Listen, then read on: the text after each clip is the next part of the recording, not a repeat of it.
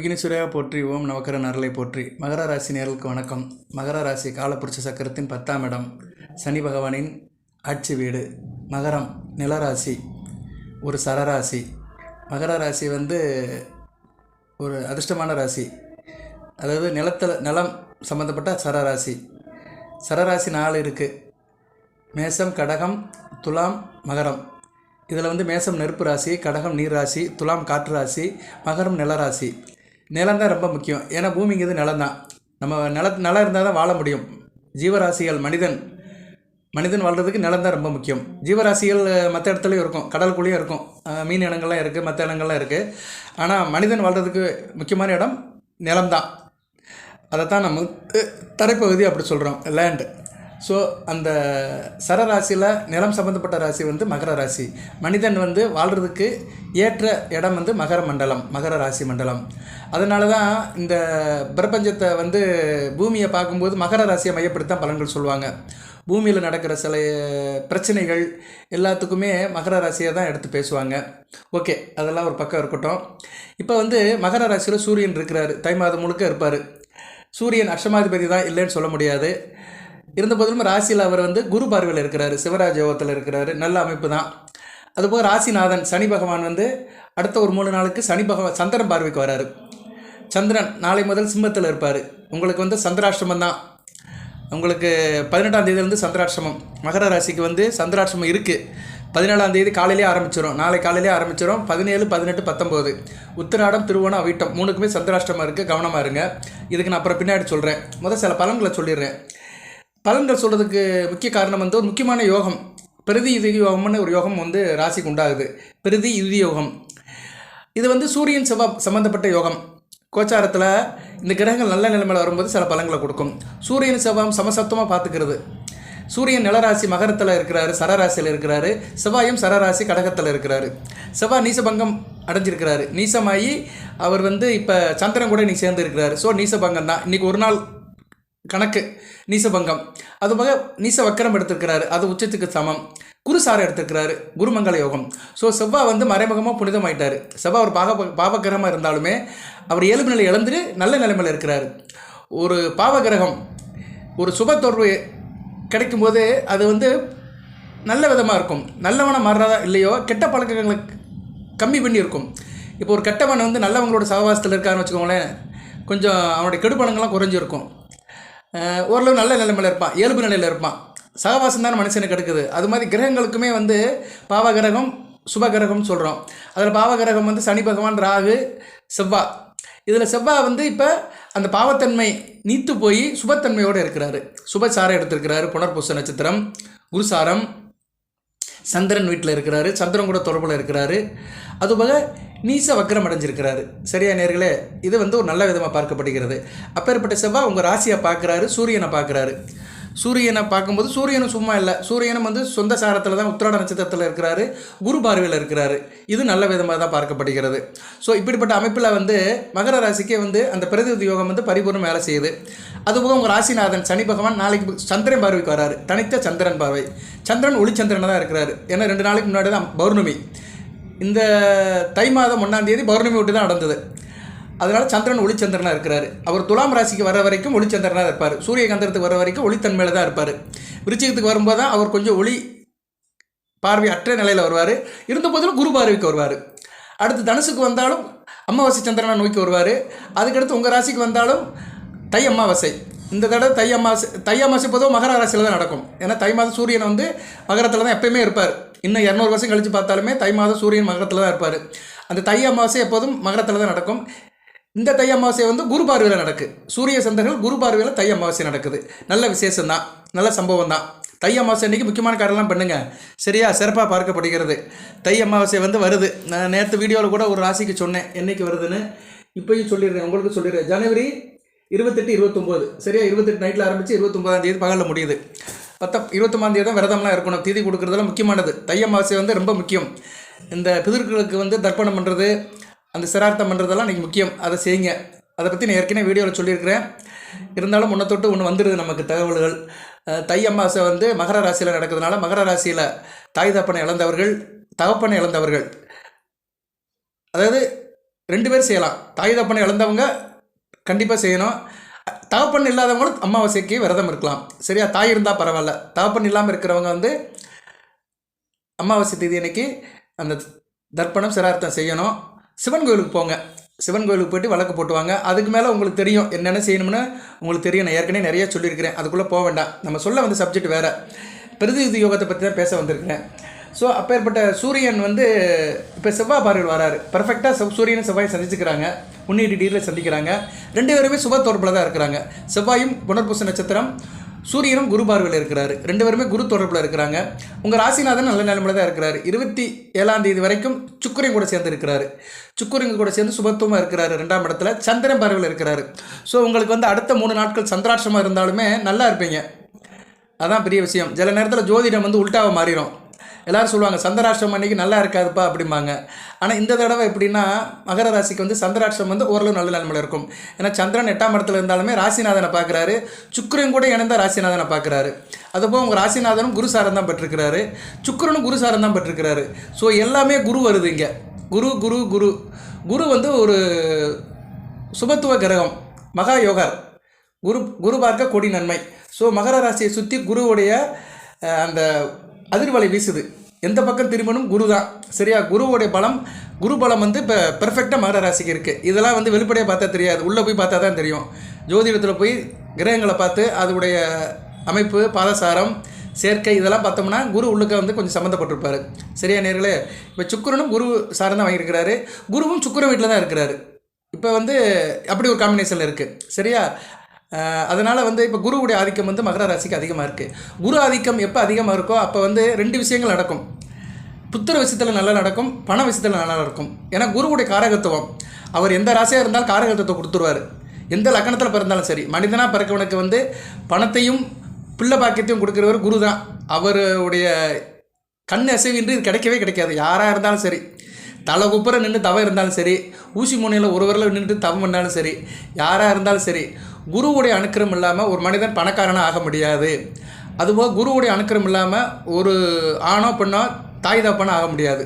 புத்திர பாக்கியத்துக்கு வந்து குரு தான். அதுபோக அரசியலுக்கும் குரு தான். அரசியல்வாதியாக இருக்கணும், அரசியலில் வெற்றி பெறணும், அதுக்கும் குருவுடைய அனுக்கிரம் வேணும். கூடுதலாக ஒரு வார்த்தையை சொல்லலாம். மனிதனாக வாழ்கிறதுக்கு வந்து குரு வேணும். ஒரு மனிதனுக்கு வந்து குரு வேணும். குரு இருந்தால் தான் அவன் வந்து அவனோட குறைகள்லாம் நீங்கும். குரு உபதேசம்.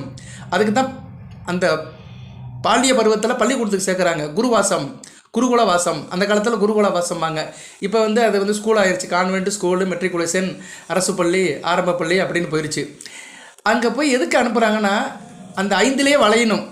5லேயே வளையிறதுக்காக தான் பள்ளிக்கூடத்தில் போய் சேர்க்க வைக்கிறாங்க. அது அப்போ தான் ஏறும் மண்டையில். அதுதான் ரொம்ப முக்கியம் ஒரு மனிதனுக்கு. சரியா? அது குழந்தை பருவத்திலேயே அந்த குரு உபதேசம் தேவைப்படுது. ஸோ குரு அந்த அளவுக்கு வந்து ஒரு மனிதனுக்கு ரொம்ப முக்கியமான கிரகமாக இருக்கிறாரு. அப்பேற்பட்ட குருவுடைய அந்த அதிர்வலைகள் மகரத்தை சுற்றி இருக்குது. சரியா நேரிலே? அந்த குருவுடைய ஒளிவட்டம் மகரத்தை சுற்றி இருக்குது. இந்த காலகட்டத்தில் வந்து சூரியனும் செவ்வாயும் அந்த பிரதிநிதி யோகத்தை வந்து பரிபூர்ணமாக ராசி கொடுக்குறாங்க. சூரியன் அஷ்டமாதிபதி தான் இல்லைன்னு சொல்லவே மாட்டேன். சூரியன் வந்து மகரத்துக்கு நல்லதே செய்ய மாட்டார். இப்போ மறைமுகமாக செய்கிறாரு, வேறு வழி இல்லாமல் செய்கிறாரு. சரியா? 8 கூடையவன் 6ஆம் இடத்துல இருக்கிறாரு. கெட்டவன் வந்து 8க்கு 6ஆம் இடத்துல மறைஞ்சு நல்ல பலங்களை செய்கிறாரு. இதை வேறு மாதிரி கூட நான் சொல்லுவேன். கெட்டவன் கிட்டிடும் ராஜயோகம்னு அப்படின்னு கூட சொல்லலாம். ஆனால் கெட்டவன் வந்து 6ஆம் இடத்துல மறைஞ்சு நல்வழிப்படுறாரு. சரியா?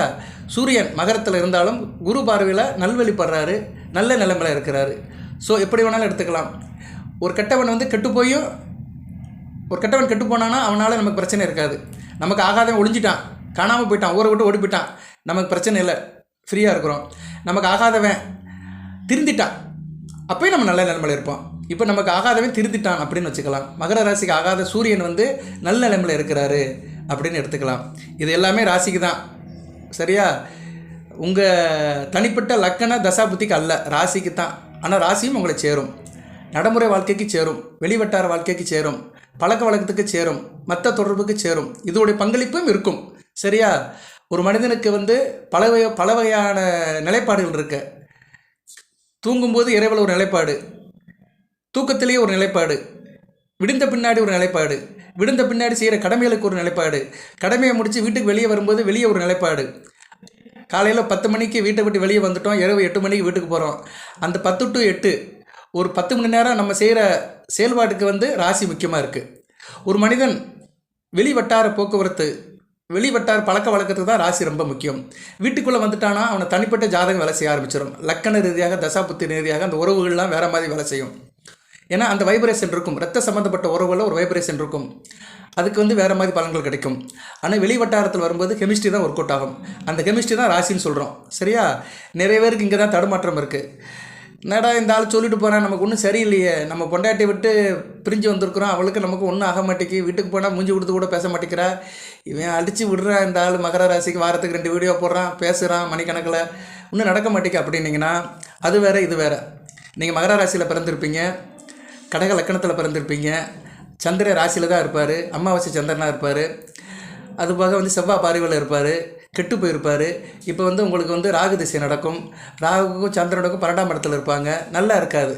ராகு திசை சந்திர பற்றி வந்துச்சுன்னா கண்டிப்பாக பொண்டாட்டி புருஷன் பிரச்சனை இருக்கும், அது எங்கே வேணாலும் போகும். சரியா? அந்த பிரச்சனை எங்கே வேணாலும் போகும். ஏன்னா இந்த ராகு திசை சந்திர புத்திங்கிறது வந்து மத்தியம வயதில் நடக்கும், அந்த 35 வயசுக்குள்ளே நடக்கும். மகர ராசிக்கு திருமண காலகட்டத்தில் நடக்கும். சந்திரன் ராசியில் இருந்தாலுமே கெட்டு போனார்னா ஒத்தே போகாது. மனதாலும் உடலாலும் நினைவாலும் செயலாலும் கணவன் மனைவிக்கு ஒத்தே போகாது. சிந்தித்து பார்த்தாலே சிரமமாக இருக்கும். அந்த அளவுக்கு டென்ஷனை கொண்டு வச்சுருவார். இது வந்து லக்கண தசாபுத்தி அமைப்பு. நான் சொல்கிற பலனுக்கு அது மேட்ச் ஆகாது. ஓகே நேர்களே, ஒரு புரிதலுக்காக சொன்னேன். வித்தியாசம் வந்து நிறைய வித்தியாசப்படும். இப்போ வந்து சப்ஜெக்ட்டுக்கு வந்தோம்னா பெருதியுதி யோகம், சூரிய சந்திரன் நல்ல நிலைமையில் இருக்கிறாங்க. அப்படி என்ன சார் யோகம் கிடைக்கும் அப்படி பார்த்தோம்னா, நிலம் மூலம் சம்மந்தப்பட்ட காரியங்கள் நல்லபடியாக இருக்கும். மகர ராசியில் பூர்வீக சொத்துக்கள் கிடைக்கும். சூரியன் அவருடைய காரகத்துவத்தை சொல்லிடுவான். குருவை பற்றி ஓரளவு சொன்னேன். சூரியன் பிதிர்காரகன், தகப்பன் வழி சம்மந்தப்பட்ட கிரகம். தகப்பன் வழி சொத்துக்கள் கிடைக்குது ஒருத்தனுக்கு, தகப்பன் வழியில் எல்லாம் நல்லபடியாக இருக்குது. சில பேர் தகப்பன் பயிரை வச்சு வாழ்நாள் முழுக்க வாழ்ந்துட்டு போயிடுவாங்க. அப்படிலாம் நிறையா இருக்கிறாங்க. நடைமுறையில் இன்றைக்கும் பார்க்கலாம். நிறைய அரசியல்வாதிகள் வந்து அப்பா பேரை வச்சு தான் இன்றைக்கி காலகட்டத்திட்டு இருக்காங்க. எல்லா கட்சியிலுமே இருக்குது. இன்றைக்கி இந்தியா முழுக்க உள்ள கட்சிகள் எல்லாமே அப்பாவுக்கு அடுத்த மகன், மகனுக்கு அடுத்த மகன், இவங்க எல்லாமே வரிசையாக வந்துடுவாங்க. அப்படி வரிசையாக நிற்பாங்க. எல்லாமே வந்து ஒருத்தர் பேரை சொல்லி ஒருத்தங்க வாழ்ந்துட்டு போயிடுவாங்க. சரியா? அதுக்குள்ளே நம்ம ரொம்ப போவேண்டாம். எதுக்கு சொல்ல வரேன்னா, அந்த அப்பா பேரை வச்சு காலத்தை கடத்துறவங்களுக்கெல்லாம் சூரியனோட அணுக்கரம் தேவைப்படுது. ஏன்னா சூரியன் பிதிர்காரகன். தகப்பன் வழி சொத்துக்கள், தகப்பன் வழி உறவுமுறைகள், தகப்பன் வழி பங்களிப்புகள், தகப்பன் வழி தொழில், வியாபாரம் எல்லாத்துக்குமே சூரியன் தான். அந்த சூரியன் இப்போ ராசியில் குரு பார்வையில் இருக்கிறாரு, நல்ல நிலைமையில் தான் இருக்கிறாரு. அதுபோக வந்து உங்களுக்கு 5 கூடைவன் பஞ்சமாதிபதி, அவரும் பூர்வ புண்ணியத்தை குறிக்கிறவர் தான். அவர் யாருப்பா அப்படின்னா சுக்கிரன். சுக்கிரன் எங்கே இருக்கிறாரு? அவரும் வந்து உங்கள் ராசிநாதன் கூட சேர்ந்து இருக்கிறாரு. 28ஆம் தேதி வரைக்கும் சேர்ந்துருக்கிறாரு. இன்னும் கிட்டத்தட்ட ஒரு 12 நாளைக்கு உங்கள் ராசிநாதன் கூட தான் இருப்பார். அதுக்கு முன்னாடி தான் அவர் வந்து மீனத்துக்கு போக போகிறாரு. ஸோ அந்த பூர்வ புண்ணியம், தகப்பன் சம்மந்தப்பட்ட காரியங்கள் வந்து ராசியில் இப்போ சம்மந்தப்பட்டிருக்கு. ஒன்று சூரியன் வழியாக சம்மந்தப்பட்டிருக்கு, சூரியன் வழியாக காரகத்துவம் சம்மந்தப்பட்டிருக்கு, சுக்கிரன் வழியாக அந்த ஆதிபத்தியம் சம்மந்தப்பட்டிருக்கு, 5ஆம் இடத்து ஆதிபத்தியம் சம்மந்தப்பட்டிருக்கு. அப்போ 9ஆம் இடம்னு ஒன்று இருக்கே சார். 9ஆம் இடங்கிறது வந்து ராசிக்கு முக்கியமானதான். அதுவும் பாக்கியஸ்தானம் தான். அதுவும் தகப்பன் வழி பேசும். அவர் யார்? புதன் எங்கே இருக்கிறாருன்னா 12ஆம் இடத்துல இருக்கிறாரு. பரவாயில்ல, அவரும் குரு வீட்டில் தான் இருக்கிறாரு. அடுத்து உங்கள் ராசிக்கு வந்துடுவார். 24ஆம் தேதி வந்துடுவார். இன்னும் அடுத்த வாரம் உங்கள் ராசிக்கு வந்துடுவார். புதன் வந்துட்டாருன்னா இன்னும் கொஞ்சம் கூடுதலாக இருக்கும். ஸோ தகப்பன் வழி சொத்துக்கள்லாம் இப்போதைக்கு உங்களுக்கு கிடைக்கிறது வாய்ப்பு இருக்கும். தகப்பன் வழி ஆதரவு நல்லபடியாக இருக்கும். இப்போ நிறைய பேருக்கு வந்து தகப்பன் வழி சொத்து, தாய் வழி சொத்து, இதில் சில பிரச்சனைகள் இருக்கும். கூடுதலாக இன்னொன்று சொல்லலாம். ராகு வந்து பாட்டனை குறிக்கிற கிரகம், கேது வந்து தாய் வழி உறவை குறிக்கிற கிரகம், பாட்டியை குறிக்கிற கிரகம். இது 2 விதமாக இருக்கும். அப்பா வழி தாத்தா பாட்டி, அம்மா வழி தாத்தா பாட்டி அப்படின்னு பிரித்து வச்சுருக்கிறோம் நம்ம. இருந்தாலும் பாட்டி வழி உறவுக்கு கேது, தாத்தா வழி உறவுக்கு ராகு. அந்த ராகு கதுகளை வச்சு சொல்லிடலாம். இப்போ ராகு கதுகளுமே வந்து 3, 9ஆம் இடத்துல தான் இருக்கிறாங்க. மகர ராசிக்கு 9ஆம் இடத்துல கேது இருக்கிறதும் ஒரு வகைக்கு நல்லதான். அதுவும் வந்து ஒரு பாக்கியஸ்தானம் தான். 5க்கு 5ஆம் இடம். சரியா? ஸோ 9ஆம் இடத்தையும் அதில் எடுத்துக்கணும். நம்ம ஒரு பலனை சொல்லணும்னா ஒன்றை வச்சுட்டு உடனே சொல்ல முடியாது. காம்பினேஷன் தான். 4-5 பேர் வந்துடுவாங்க. ஒருத்தரை பற்றி பேசும்போது எல்லாருமே உள்ள ஓடி வந்துடுவாங்க.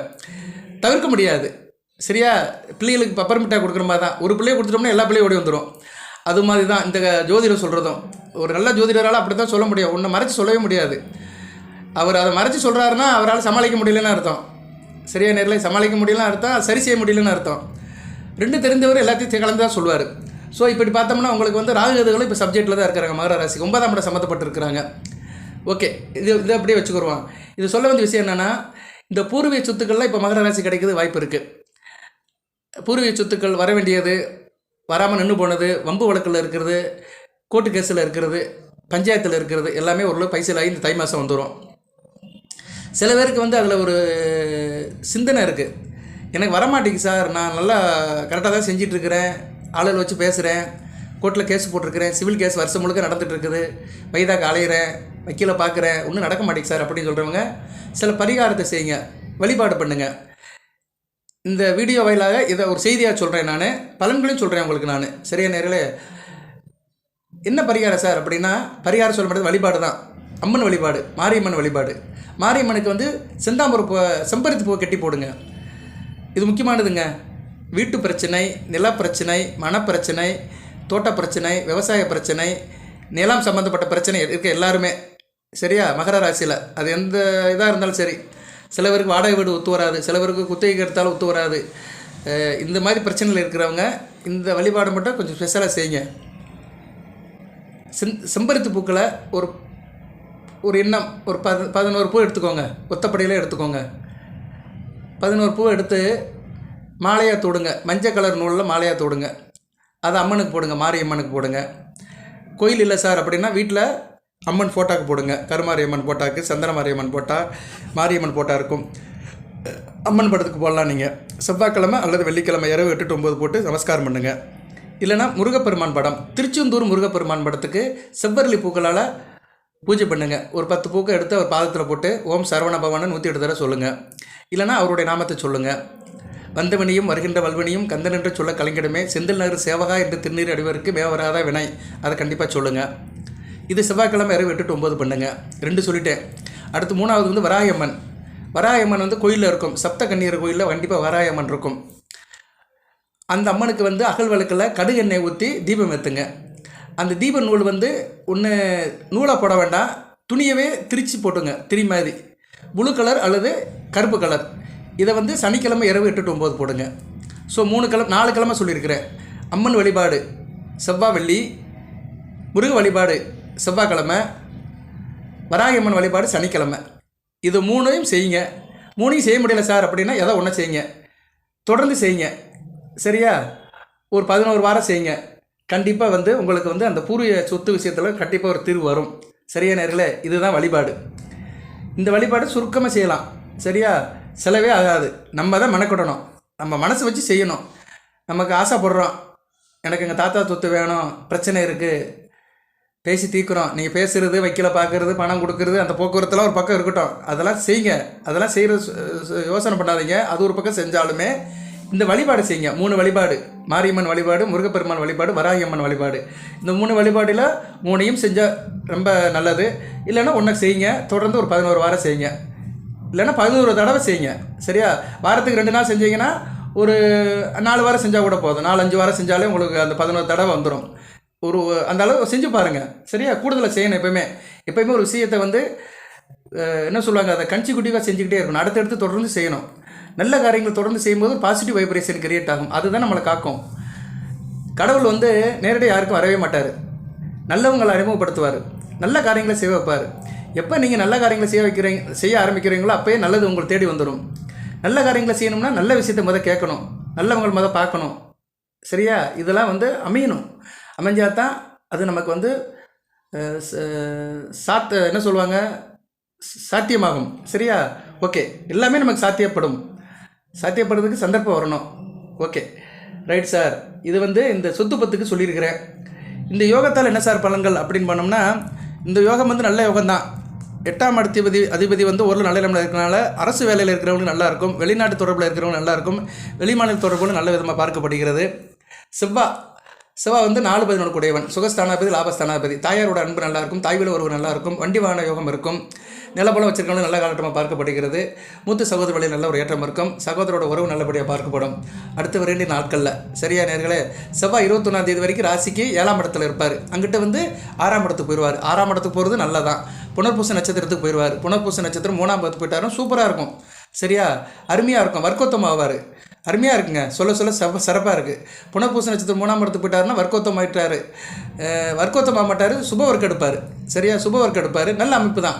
சரியா, சுப ஒர்க் எடுத்து நல்ல நிலைமையில தான் இருப்பார். வர்க்கோத்தம் கூட சொல்லலாம், ஏன்னா மிதுனத்துக்கு வருவார். சுப ஒர்க்கம் புனர்பூசம் 3ஆம் நட்சத்திரம் மிருதனது தான். நல்ல அமைப்பு தான், வர்க்கோத்தம் தான். வார்த்தை கரெக்டு தான். நான் தான் சில நேரம் மாற்றிடுவேன், வழி கரெக்டு தான், கான்செப்ட் கரெக்டு தான். ஸோ செவ்வாய் புனர்பூச நட்சத்திரத்துக்கு 3ஆம் இடத்துக்கு போயிட்டாருன்னா மகர ராசிக்கு மிகச்சிறப்பாக இருக்கும். சரியா நேரில் 4-11ஆம் இடம் வளர்த்துணும் உங்களுக்கு. சுகஸ்தானமும் லாபஸ்தானமும் வளர்க்கும். செவ்வாய் சம்பந்தப்பட்ட காரியங்கள் நல்லபடியாக நடக்கும். சகோதர வழியில் ஏற்றம் இருக்கும். நிலபலங்கள் சேரும். வீடு மனை வாகம் இருக்கும். வண்டி வாகனமையும், தோட்டம், விவசாயம், எல்லாமே நல்லாயிருக்கும். அதுபோக அரசு அதிகாரிகளோட சந்தர்ப்பம் நல்லபடியாக இருக்கும். யூனிஃபார்ம் சர்வீஸ், போலீஸ் டிபார்ட்மெண்ட் வேலை பார்க்குறவங்க, மருத்துவ டாக்டர்கள், அறுவை சிகிச்சையில் இருக்கிறவங்க, நெருப்பு சம்மந்தப்பட்ட வேலையில் இருக்கிறவங்க, இப்படி நிறைய சொல்லியிருக்கிறேன். நான் செவ்வாயுடைய காரகத்தங்கள் நிறைய இருக்கா சொல்லியிருக்கிறேன். டிப்டி ஆஃபீஸில் வேலை பார்க்குறவங்க, பட்டாசு தொழிலில் வேலை பார்க்குறவங்க, பாய்லரில் வேலை பார்க்குறவங்க, நெருப்பு சம்மந்தப்பட்ட வேலையில் இருக்கிறவங்களுக்கு நல்லாயிருக்கும். சரியா நேர்களே, அதுபோது 6ஆம் இடத்துல இருக்க செவ்வாய் நல்ல ஒரு காரியத்தை கொடுப்பாரு. வெற்றி மேல் வெற்றி கிடைக்கும். எதிரிகளெல்லாம் எதிர்ப்பே இருக்காது. சரியா, நல்ல ஒரு இதாக கொடுப்பாரு. அதுபோக குரு சாரத்தில் எடுக்கிறாரு. அந்த குருமங்கல யோகத்தோட மிகச்சிறப்பாக இருக்கும். 3-12 கூடியவன் சாரத்தில் 4-11 கொண்டு போகிறதுனால வெளிநாட்டு வேலைகள், வெளிநாட்டு சம்மந்தப்பட்ட வேலைகள்லாம் நல்லபடியாக இருக்கும். அதிர்ஷ்டம் கை கொடுக்கும். கொஞ்சம் அலைச்சல் திருச்சல் இருந்தாலுமே அனைத்துமே உங்களுக்கு அதிர்ஷ்டமாக மாறும். எந்த அளவுக்கு அலைகிறீங்களோ அந்த அளவுக்கு உங்களுக்கு வருமானம் இருக்கும். சரியா, அதிர்ஷ்டம் வந்து உங்களுக்கு கை கொடுக்கும். அது நல்லபடியாக பார்க்கப்படுகிறது. ஓகே, இந்த அமைப்பு நல்லா தாங்க இருக்குது. இந்த பிரதிநிதி யோகம் வந்து மிகச்சிறப்பாக இருக்குது. நல்ல விதமாக தான் இருக்குது. பலன்கள் வேறு என்ன சார் இருக்குன்னா, ஏற்கனவே தொடர்ந்து வீடியோ போட்டுட்ருக்கிறேன். பலன்களை சொல்ல வேண்டிய அவசியம் இல்லை. ஏன்னா அமைப்பை சொன்னாலே போதும், பலன்கள் ஆட்டோமேட்டிக்காக வந்துடும். எப்போ கிரக நிலைகள் வந்து ராசிக்கு சாதகமாக இருக்கோ அப்போ வந்து நம்மளை சுற்றி நல்லது நடக்கும். சரியா நேர்களே, அதுவே போதும். நமக்கு நல்லது நடந்தால் போதும். அது எந்த ரூபத்தில் நடந்தால் என்ன, சாப்பிட்ட சாப்பாடு செமிக்குது, அதுவே போதும். நமக்கு செமிக்காமல் இருந்தால் தான் பிரச்சனை. சரியா நேர்களே, ஸோ அந்த அளவுக்கு நம்ம வயிற்றுக்கு ஒரு நன்றியை சொல்லிட்டு போய்கிட்டே இருக்கலாம். அதனால மகர ராசிக்கு இப்போதைக்கு நல்லா தான் இருக்குது. சுக்கிரன் தான் 3ஆம் இடத்துக்கு போவார் 28ஆம் தேதி. அதுக்கு நான் ஒரு வீடியோ போடுறேன். அவர் அங்கே போய் ஒரு பெரிய காம்பினேஷனில் அமைவார். மகரத்துக்கு ஒரு மயக்கத்தை கொடுப்பார் 28ஆம் தேதிக்கு மேலே. அவர் ஒரு 4-5 விதமாக இருப்பார். சனி பகவான் கூடயும் சேருவார், ராகு கூடயும் சேருவார், உச்சமும் அடைகிறாரு, பரிவர்த்தனை யோகமும் அடைகிறாரு, வக்கரமும் அடைகிறாரு. ஸோ 5 விதமான அவதாரங்களை 3ஆம் இடத்துல சுக்கிரன் எடுக்கிறாரு. 3ஆம் இடத்துல சுக்கிரன் மறைவும் செய்வார். ஸோ அது 6வது அம்சம்னு சொல்லிக்கலாம். ஸோ ஒரு கிரகம் வந்து 6 விதமான பலன்களை வந்து மகர ராசிக்கு 28ஆம் தேதிக்கு மேலே சுக்கிரன் கொடுப்பாரு. அது என்னென்னு அடுத்த வரை இந்த வீடியோவில் சொல்கிறேன். சரியா, எல்லாத்தையும் போட்டு கன்ஃபியூஸ் பண்ண வேண்டாம். அப்பப்போ ஒரு செக்மெண்ட்டாகவே போவோம். இப்போதைக்கு வந்து இந்த தகவல் நல்லாயிருக்கும். இந்த வீடியோ நோக்கம் போட்டது வந்து அந்த நிலவளம் சம்மந்தப்பட்டவர்கள், அந்த விவசாயம் பண்ணுறவங்க, தோட்டந்தோறு வச்சுருக்கிறவங்க, வீடு மனை வச்சுருக்கிறவங்க, ரியல் எஸ்டேட் வச்சுருக்கிறவங்க, கட்டடக்கலையில் இருக்கிறவங்களுக்குலாம் இப்போ நல்லாயிருக்கும். சரியா, இந்த காலகட்டம் வந்து நல்லாயிருக்கும். அதுவும் அரசாங்க தொடர்பில் இருக்கிறவங்க நல்லாயிருக்கும். கவர்மெண்ட் கான்ட்ராக்டர், கமிஷன் இதில் இருக்கிறவங்களுக்கு நல்ல விதமாக பார்க்கப்படுகிறது. உரம் சம்மந்தப்பட்டவங்களுக்கு நல்லாயிருக்கும். சரியா நேரில் உரம் சம்மந்தப்பட்ட தொழிலில் இருக்கிறவங்களுக்கு மிக சிறப்பாக பார்க்கப்படுகிறது. எலக்ட்ரானிக் சம்மந்தப்பட்டவங்க, மின்சாரம் தொழில் சம்மந்தப்பட்டவங்க இவங்களுக்கும் நல்ல விதமாக பார்க்கப்படுகிறது. நீர் மின்சாரம் சம்மந்தப்பட்டவங்களுக்கு மிக சிறப்பாக இருக்கும். சரியா, நல்ல விதமாக தான் பார்க்கப்படுகிறது. அடுத்து வருகிற 2 நாட்கள் சந்திராஷ்டமம் இருந்தாலுமே, நான் ஏற்கனவே முதலே சொன்னேன், சந்திரன் வந்து 8ஆம் இடத்துல இருந்தாலுமே அவர் வந்து சனி பகவானை பார்த்து சுபத்துவம் அடைகிறாரு. நல்ல விதமாக பார்க்கப்படுகிறது. 8 குடையவனும் குரு பார்வையில் இருக்கிறது கூடுதல் சிறப்பு தான்.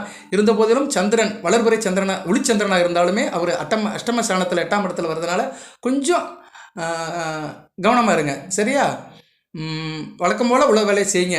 18ஆம் தேதியிலிருந்து 18ஆம் தேதி காலையில் நினைக்கிறேன். ஆமாம், சந்திராஷ்டமம் வந்து 18ஆம் தேதி காலையில் தான். ஆமாம், இல்லை 17ஆம் தேதி காலையில் ஆரம்பிச்சிருச்சு. நாளை காலையிலேருந்தே சந்திராஷ்டமம் தான். உத்திராட நட்சத்திரத்துக்கு ஆரம்பிச்சிடும். ஸோ 17, 18, 19 இந்த 3 நாட்களுமே உத்திராடம், திருவோணம், அவிட்டம் கொஞ்சம் கவனமாக இருங்க. எல்லாம் நல்லபடியாக நடக்கும். ஆண்டவ முன்னியத்தில் இந்த 3 நாட்களுமே லீவாக வந்துடுது. சனி ஞாயிறு அப்படி வந்துடும். சரியா, உங்களுக்கு எல்லாமே லீவில் தான் வருது. 17 நாளைக்கு வெள்ளிக்கிழமை, வெள்ளி சனி ஞாயிறில் வந்துடுது. ஸோ அதனால் மேக்ஸிமம் எல்லோரும் வீட்டுக்குள்ளே தான் இருப்போம். ஒரு கம்ஃபர்டபுள் சோனில் தான் இருப்போம். எந்த பிரச்சனையும் இல்லை. கொஞ்சம் பழக்க வழக்கத்தில், தொடர்பில், ரிலேஷன்ஷிப்பில் கொஞ்சம் பொறுமையாக இருங்க. கோவப்படாதீங்க, டென்ஷன் ஆகாதீங்க, பதட்டப்படாதீங்க. எதாக இருந்தாலும் 1க்கு 2 தடவை யோசனை பண்ணிக்கோங்க. இதெல்லாம் பண்ணிக்கோங்க. ஏன்னா சந்திராஷ்டமம் இருக்குது, பெருசாக பாதிப்பு இருக்காது. எதனாச்சும் முக்கியமான காரியம் இருக்குதுன்னா விநாயகர் கோயிலுக்கு போய்ட்டு மற்ற காரியங்களை பண்ணுங்கள். சரியா, விநாயகர் பெருமானை கும்பிட்டுட்டு மற்ற காரியத்தை பண்ணுங்கள். அது நல்லபடியாக பார்க்கப்படுகிறது. பொதுவாக சந்திராஷ்டமம் உள்ள நாட்களுக்கு நம்ம ஒரு நல்ல காரியம் பார்க்கணும், ஒரு 4 பேரை பார்க்க போகணும், ஒரு முக்கியமான காரியம் இருக்குது, தவிர்க்க முடியல, செஞ்சே ஆகணும் அப்படின்னா அன்றைக்கி காலையில் விநாயகர் பெருமானை போய்ட்டு கோயிலுக்கு போய்ட்டு ஒரு சதுரதாயை போட்டுட்டு விநாயகர் பெருமானை கும்பிட்டுட்டு ஒரு மனசாக போங்க. நல்லபடியாக நடக்கும். வாழ்த்துக்கள் நேயர்களே. இந்த பிரதிநிதி யோகம் வந்து இப்போ நல்லா தான் இருக்குது. சரியா, உங்களுக்கு கரெக்டாக சொல்லணும்னா 16/1/2025 21/1/2025 வரைக்கும் நான் சொன்ன அமைப்பில் உங்களுக்கு நல்ல விதமாக பார்க்கப்படுகிறது. வேறு எது தகவல் இருக்கா சார், எதுவும் கவனமாக இருக்கணும்னா அப்படின்னா பெண்களுக்கு நல்லாயிருக்கும். பெண்கள் குடும்பத்தை நிர்வாகம் பண்ணுற பெண்களுக்கு இந்த காலகட்டம் மிக சிறப்பாக இருக்கும். வேலைக்கு போகிற பெண்கள் கொஞ்சம் கவனமாக இருங்க. அதுபோக வியாபாரம் தொழிலில் வந்து நல்ல ஒரு எதிர்பார்த்தபடி லாபம் இருக்கும். பங்குதாரர்கள் உங்கள் உடன் இருக்கிறவங்க, ஜாயிண்ட் வெச்சர் போட்டவங்க, கூட்டாளிகள் எல்லாமே நல்லா கோஆப்ரேட் பண்ணுவாங்க. நல்ல விதமாக பார்க்கப்படுகிறது. வேலை பார்க்குற இடத்துல கொஞ்சம் ஒர்க் சுமை இருக்கும். ஏன்னா லீவுலாம் அதிகமாக இருந்ததுனால அடுத்து நீங்கள் வேலைக்கு போகும்போது கூடுதல் பணி சுமை இருக்கும். இது நேச்சர் தான், எல்லாத்துக்கும் உள்ளதான். அதை வந்து நீங்கள் அனுபவிச்சு தான் ஆகணும். கவனமாக இருங்க. உங்கள் வேலையில் நீங்கள் மட்டும் பாருங்கள், யார்கிட்டும் அதை இது பண்ண வேண்டாம், மற்றவங்க கிட்ட ஒப்படைக்க வேண்டாம். அப்படியே ஒப்படைச்சாலும் உங்களோட மேற்பார்வை அதில் இருக்கணும், இல்லைன்னா தவறுகள் வர்றதுக்கு வாய்ப்பு இருக்குது. பண வரவு சிறப்பாக இருக்கும், சீராக இருக்கும், அதில் எந்த பிரச்சனையும் இல்லை. தாயார் உடல்நலத்தை பார்த்துக்கோங்க, சரியா? தாயார் உடல்நலத்தை கொஞ்சம் கவனமாக பார்த்துக்கோங்க. கணவன் மனைவிக்குள்ளே வந்து அந்யோன்யம் நல்லா இருக்கும், இதுதான் ரொம்ப முக்கியம். குடும்பத்தில் வந்து புருஷன் முன்னாடி சந்தோஷமாக இருப்பீங்க. பிள்ளைகளை வச்சுதான் செலவுகள் இருக்கும், கண்டிப்பாக இருக்கும். ஏன்னா எல்லாமே இப்போ லீவு காலம் தான், ஒரு 5-6 திங்கக்கிழமை வரைக்கும் லீவு தான். அதனால் பிள்ளைய வீட்டில் இருந்தாலே செலவு இழுக்கும். எல்லா பிள்ளைகளும் வீட்டுக்கு வந்திருக்கும். வெளி மாநிலத்தில் வேலை பார்த்த பிள்ளைகள் எல்லாமே வீட்டில் தான் இருப்பாங்க. அங்கே போகணும் இங்கே போகணும்பாங்க. செலவு பண்ணுங்கள், சரியா? பிள்ளைகளோடு செலவு பண்ணுறது ரொம்ப ஒரு சந்தோஷமான விஷயம். அதுபோக சூரியன் ராசியில் இருக்கிறாரு, புதிர்காரன் ராசியில் இருக்கிறதுனால மகர ராசியை சேர்ந்த தாப்பன்மார்களுக்கு கண்டிப்பாக செலவு இருக்கும். செலவு பண்ணுங்கள், பிள்ளைகளை கூட்டிகிட்டு எங்கேனாச்சும் போங்க, காணும் பொங்கலை கொண்டாடுங்க. எங்கேனாச்சும் பீச்சு, மாலு, சினிமா தேட்டருக்கு எங்கேனாச்சும் பிள்ளைகளை கொண்டு போய் சந்தோஷமாக இருங்க. சந்தோஷம்தான் ஒரு மனுஷனுக்கு முக்கியம். அது ஒன்று தான் வந்து நிரந்தரமானது, நிதர்சனமானது. மகிழ்ச்சி ஒன்று தான் மாறாதது. அதுக்கு எவ்வளோ காசு கிடையாது, எவ்வளோ காசு கொடுத்தாலும் கிடைக்காது. அதனால் அந்த மகிழ்ச்சியை வந்து கொண்டாடுங்க. நீங்களும் மகிழ்ச்சியாக இருங்க, மற்றவங்களையும் மகிழ்ச்சிப்படுத்துங்க. வாழ்த்துக்கள் நேயர்களே. எல்லாம் வல்ல இறைவன் மகர ராசி நேயர்களுக்கு சில சௌபாகியத்தையும் சில ஐஸ்வர்யத்தையும் சில நன்மையிலும் கொடுப்பார்.